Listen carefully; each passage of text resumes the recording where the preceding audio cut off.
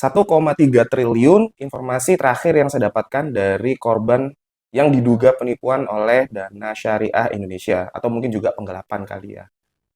Jadi dari 1,3 triliun tadi itu informasi terakhir sudah dibayar sekitar 3 miliar aja. Sekitar 0,2%. Innalillahi wa inna ilaihi raji'un.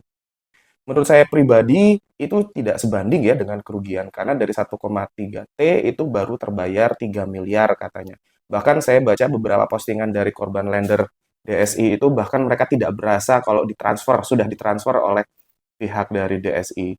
Makanya banyak yang pas dilihat loh kok berubah dana tariknya ternyata sudah ditransfer. Wah, ya saya mengucapkan turut berduka cita.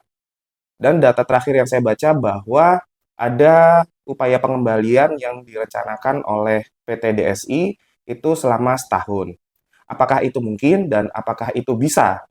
Kalau menurut saya, ini ada 3 hal, tips sederhana yang kalian sebagai korban DSI itu bisa lakukan. Yang pertama, kita lihat dari kemampuan PT DSI membayar. Setelah saya searching-searching, Google-Google, dan akhirnya ketemu data laporan keuangan terakhir tahun 2024 di website resminya. Di situ nampak ada aset kan, di situ ada aset lancar dan aset tidak lancar. Total aset yang dimiliki saat itu senilai 131 miliar.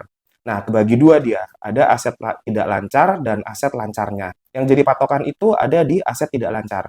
Nah, biasanya harta yang dimiliki oleh PT DSI itu yang berupa bangunan biasanya tercantum di sini, di aset tidak lancar. Bisa tanah, bisa bangunan. Di situ tertulisnya 20 miliar.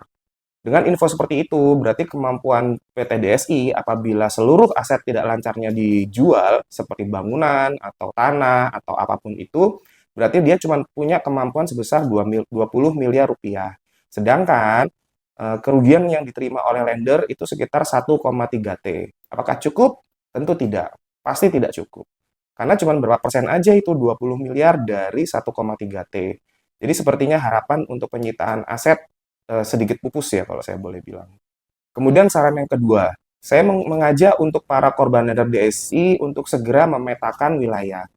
Karena kita harus men-tracing mana borrower-borrower PT DSI di segala area. Ini contoh borrower yang saya temukan dari websitenya PT DSI ya. Terlihat ada di Bogor 1,5 M, Purwakarta 1,2 M, dan Lampung 2 M. Nah, silakan para korban lender DSI untuk mengecek apabila yang ada di daerah situ. Apakah benar proyeknya ada? Kan dari proyek situ nanti ketahuan siapa yang pembangunnya kan, kontraktornya.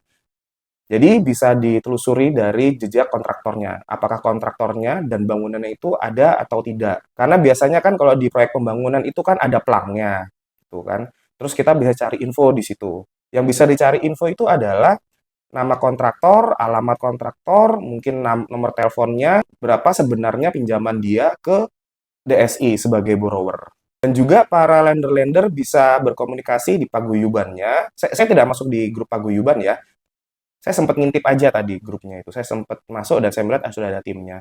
Jadi siapa tahu di situ ada tambahan untuk per wilayah. Jadi kalau ada koordinator per wilayah itu lebih jelas dan enak untuk mentrasir jejak-jejak borrower dari DSI. Jadi selain memastikan bahwa bangunannya ada, apakah bangunannya itu selesai atau mangkrak. Kalau misalnya selesai, berarti seyogianya dia sudah membayar full kepada Dana Syariah Indonesia. Kalau proyeknya mangkrak, itu kita patut duga bahwa proyeknya itu mungkin fiktif atau abal-abal. Jadi, kalau Anda merasa ikut pendanaan di wilayah-wilayah tadi, Anda bisa cross-check di sana. Apakah betul proyeknya itu ada atau tidak. Tapi kalau bisa, jangan sendiri-sendiri ya. Alangkah lebih baik kalau bergerombol atau dalam sebuah kelompok. Kita berusaha untuk minimalisir resiko kejadian hal-hal yang tidak diinginkan kalau Anda jalan sendiri ke sana. Jadi, alangkah lebih bagus kalau misalnya berkelompok. Terus yang ketiga, saya sempat lihat di susunan tim paguyuban lender DSI, di situ ada tim audit. Dan seyogianya kalau boleh saya tambahkan, ada satu tim untuk khusus mencari data forensik. Tim data forensik tadi khusus untuk mengumpulkan barang bukti forensik. Kenapa harus mengumpulkan data? Karena apabila terjadi suatu hal atau terjadi masuk ke wilayah pidana, Bapak Ibu sudah punya data yang kuat dan lengkap serta bisa dibuktikan di pengadilan. Seperti tadi yang saya bilang, proyeknya itu ada atau tidak ada, proyeknya fiktif atau enggak, proyeknya mangkrak atau selesai.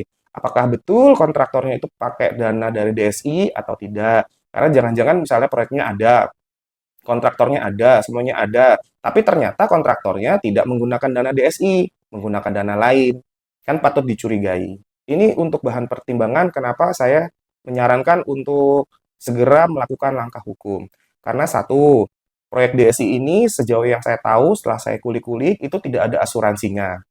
Baik asuransi dari borrower ke DSI dan sebaliknya dari DSI ke lender. Sepengetahuan saya setelah baca-baca dan searching-searching, itu ternyata yang dijadikan jaminan hanya agunannya saja. Sedangkan asuransi tidak mengcover gitu. Karena saya sempat baca dari pernyataan Pak Al-Jufri tadi itu bahwa tidak ada asuransi syariah atau asuransi lainnya yang bersedia mengcover untuk dana fintech peer-to-peer. Karena mungkin kalau asuransinya itu ada, itu pasti asuransinya terlalu mahal atau sangat mahal. Saya berani memastikan mungkin sekitar 90% bahwa asuransi tidak ada. Baik dari borrower selaku peminjam dana ke DSI-nya dan dari DSI ke lendernya.